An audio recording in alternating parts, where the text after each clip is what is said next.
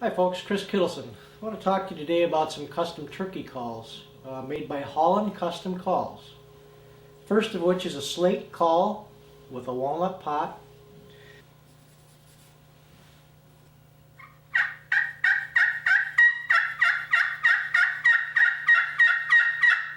Breaks over nice. It has a little higher pitch, not a lot of rasp, but I like the way it breaks over.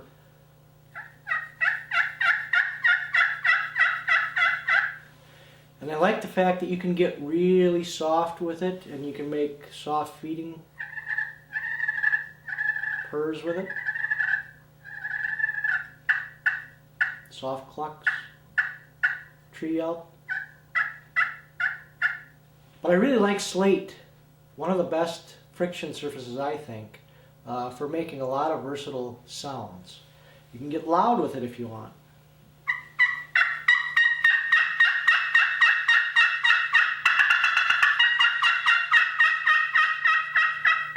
And then back down.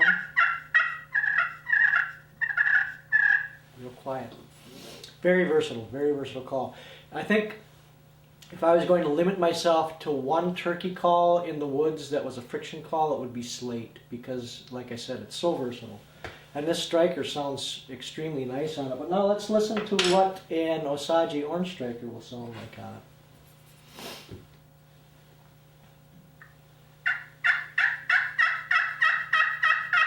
A little bit clearer, not quite as pitchy.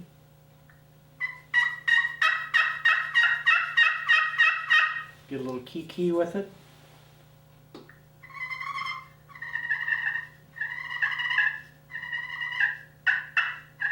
Sounds real nice too. Now if you're in wet weather, I wouldn't recommend you running a wood pot in wet weather. But the slate, I mean, you can get slates in just about any pot, and Holland Custom Calls actually makes a Wilson art pot, which is actually a laminate material that they make countertops out of. And this would be a perfect waterproof pot. This one happens to be glass, but I'm sure if you talk to him, he would make you a slate with Wilson art also. That would be a perfect waterproof call. But let's see what the carbon tip striker sounds like on the slate.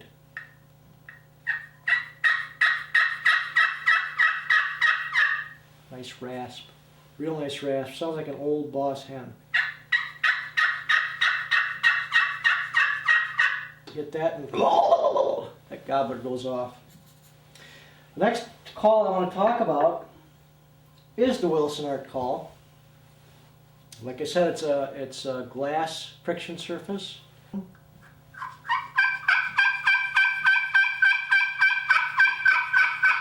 Good call for cutting through the wind. Got a lot of high pitched noise. That high frequency a lot of times is what's going to get that gobbler to sound off to you. Let's try with the Osage orange and just see what that sounds like.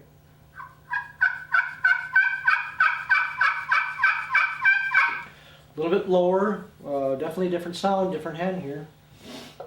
Now let's see what it sounds like with the carbon striker. Like I said, generally a carbon or something of a composite is going to sound better on glass, to me anyways, and it's going to run better. But let's see what this sounds like.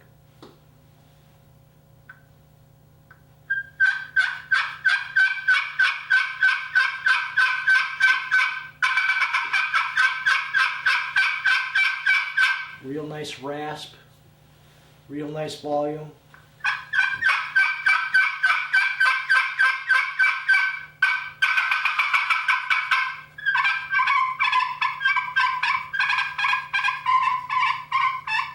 Get a little purr with it.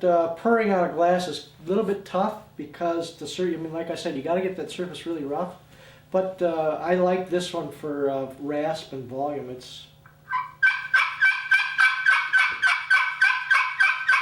And it has that high pitch before it rolls over into that rasp, which, like I said, it hits that gobbler in the eardrum and just makes him want to hammer back at that call. That's a real nice call, and like I said, waterproof. Don't have to worry about that call warping if it gets wet. glass surface is pretty much indestructible as long as you don't sit on it or drop it. Real nice sounding call. I like that call. Versatile, very versatile. Now we've got a wood pot with a glass surface. And we'll see what that one sounds like.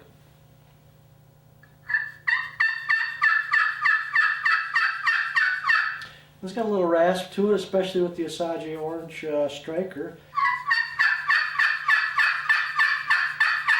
I like the way that finishes off with that rasp. That really sounds nice. Sounds like an old boss hen. See what the cherry wood striker sounds like on it.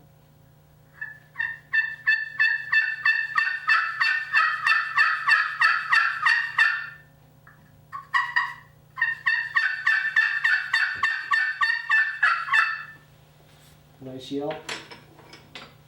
Carbon striker.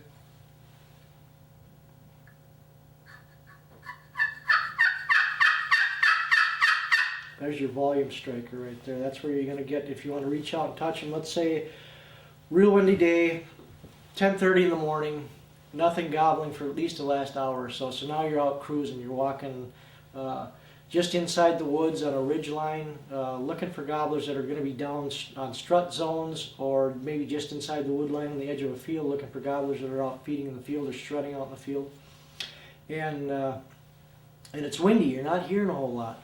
Or you can't hear a whole lot because of the wind, and that gobbler can't necessarily hear you very well either. What you're going to do is start off listening. Do you hear anything? Don't hear a gobbler. Okay. I'm going to wait maybe 45 seconds. Don't hear anything.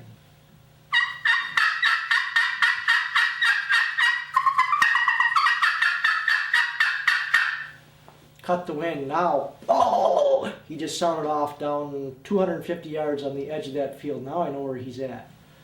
I'm not going to call to him anymore. I'm just going to sit and wait now for about 2 minutes. If he hammers again, I'm going to scoot around and try and cut the distance in half. If he doesn't gobble again, I'm going to scoot around and try and get almost right on top of him, especially if he's out on the edge of a field and I've got good cover that I can sneak around on him. But this is a good call too for cutting the wind and making a lot of noise. So, the last call I've got here I'm going to show you today is kind of a dense wood, and it's a bead blasted glass surface, so you don't ever have to rough it up.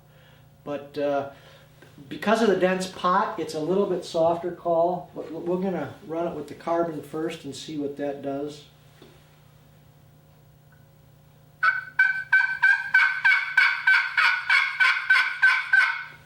Got some good rasp to that one as well. We'll try with the wood. The wood strikers on this one.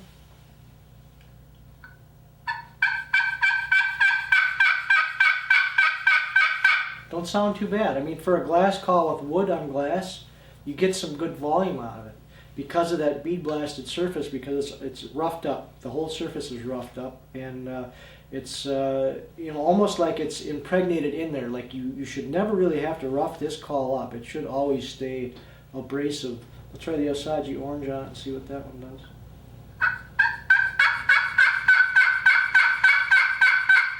A little raspier yet. See, I've got now, basically I've got 3 hens in my hand right here. I've got 4 calls going in my turkey vest, and that means I've got 12 hens at my disposal any time of the day. So again, just Holland Custom Calls, www.hollandcustomcalls.com, and he makes a really nice sounding call, and he's a newer call maker, and I think you should all give him a try. Check him out on the web. Check me out on the web at www.pronghornproduction.com, and we'll talk to you later.